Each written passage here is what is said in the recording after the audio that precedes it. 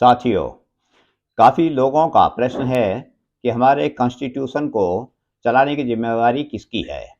Constitution को चलाने अर्थात कॉन्स्टिट्यूशन की स्कीम के अंडर जनहित व राष्ट्रीय हित के कार्यों को करने की जिम्मेदारी शासन तंत्र की तीनों शाखाओं लेजिस्लेचर, एग्जीक्यूटिव एंड जुडिशरी को दी गई है। ये एक दूसरे के कार्यों की समीक्षा, स्थापित सामाजिक मूल्यों व प्राकृतिक न्याय के आधार पर कार्य करती हैं। एक चौथा स्तंभ है भारतीय न्यूज मीडिया, जहां लेजिस्लेचर का मुख्य कर्तव्य लॉ बनाना आदि है, वहीं एग्जीक्यूटिव का दायित्व लोक हित व राष्ट्रीय हित के कार्यों को कराना आदि है और जुडिशरी का कर्तव्य कानून की इंटरप्रिटेशन व डिस्प्यूट सुलझाने आदि हैं। प्रेस का दायित्व सबके कर्तव्यों, जनता की कठिनाइयों व आवश्यकताओं को निष्पक्षता के साथ लोक हित में सबके सामने रखना है। प्रेस के सदस्यों को जनता के प्रहरी के रूप में अपने आप को प्रूव करते रहना संविधान संचालन में उपयोगी है। अतः हमारे संविधान में एक यूनिक चेक एंड बैलेंस की व्यवस्था है। कार्यों को पूरा करने के लिए एग्जीक्यूटिव अपना एडमिनिस्ट्रेशन अर्थात परमानेंट पब्लिक सर्वेंट रखती है। एग्जीक्यूटिव के कामों को निष्पक्षता व ईमानदारी से करने का दायित्व शासन व प्रशासन का है, जहां एडमिनिस्ट्रेशन अपने द्वारा किए गए कार्यों के लिए अकाउंटेबल है, वहीं काउंसिल ऑफ मिनिस्टर्स ऐसे कार्यों के लिए लोकसभा व विधानसभा के प्रति आंसरेबल हैं। लेजिस्लेचर का बजट के ऊपर कंट्रोल होता है। सबसे सरप्राइज बात यह है कि इन दो शाखाओं लेजिस्लेचर एंड एग्जीक्यूटिव को जनता के प्रतिनिधि ही संचालित करते हैं और वे ही नियंत्रित करते हैं। दो अन्य मुख्य इंडिपेंडेंट कॉन्स्टिट्यूशनल इंस्टीट्यूशंस हैं। एक इलेक्शन कमीशन ऑफ इंडिया, जिसका कर्तव्य है एडमिनिस्ट्रेटिव के मेंबर्स की हेल्प से जनता की सेवा करने के लिए लेजिस्लेटिव बॉडीज के सदस्य व अदर ऑफिस के फ्री एंड फेयर इलेक्शन आदि कराना।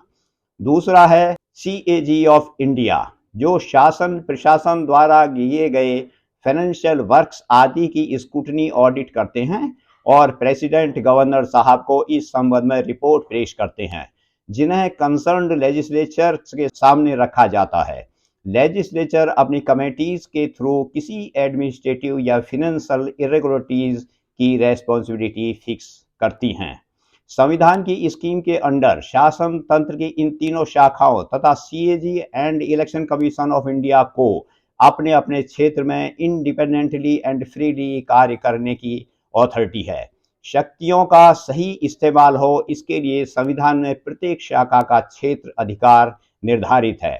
इन तथ्यों से स्पष्ट है कि राज्य की सभी विंग्स को प्रभावशाली बनाने के लिए स्पष्ट मैकेनिज्म स्थापित है। ऐसी व्यवस्था के होते हुए शासन प्रशासन द्वारा लोकहित व राष्ट्रीय हित में किए गए कार्यों में किसी प्रकार की संभावित त्रुटि या कमी को रोकने व समाप्त करने के लिए संविधान में पर्याप्त साधन उपलब्ध हैं। शासन तंत्र इन कार्यों को एंश्योर करने में एबल, कैपेबल एंड ऑथराइज्ड है। मार्गदर्शक के रूप में कहे डॉक्टर राजेंद्र प्रसाद जी के विचार बड़े ही सुंदर हैं। वे कहते हैं, अपने उद्देश्यों को प्राप्त करने के लिए जिन साधनों को अपनाना होता है, उनकी पवित्रता पर महात्मा गांधी जी ने जोर दिया था। हमें यह नहीं भूलना चाहिए कि यह शिक्षा चिर स्थायी है और यह केवल संघर्ष काल के लिए नहीं थी, वरन आज भी उतना ही प्राधिकार तथा मूल्य है जितना पहले था।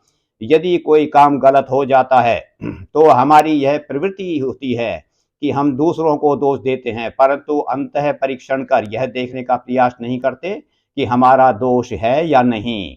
यदि कोई व्यक्ति अपने कर्मों और उद्देश्यों का विवेचन करना चाहे तो दूसरे के कर्मों और उद्देश्यों को सही सही जानने की अपेक्षा अपने कर्मों और उद्देश्यों का विवेचन करना बहुत आसान है। वे आगे कहते हैं, मैं यही आशा करूंगा कि वे सब लोग जिनको भविष्य में कार्यों को कार्यान्वित करने का सौभाग्य प्राप्त होगा, संविधान चलाने का सौभाग्य प्राप्त होगा, यह याद रखेंगे कि वह एक असाधारण विजय थी जिसको हमने राष्ट्रपिता द्वारा सिखाई गई अनोखी रीति से प्राप्त किया था, और जो स्वाधीनता हमने प्राप्त की है उसकी रक्षा करना और उसको बनाए रखना और जनसाधारण के लिए उसको उपयोगी बनाना उन पर ही निर्भर करता है।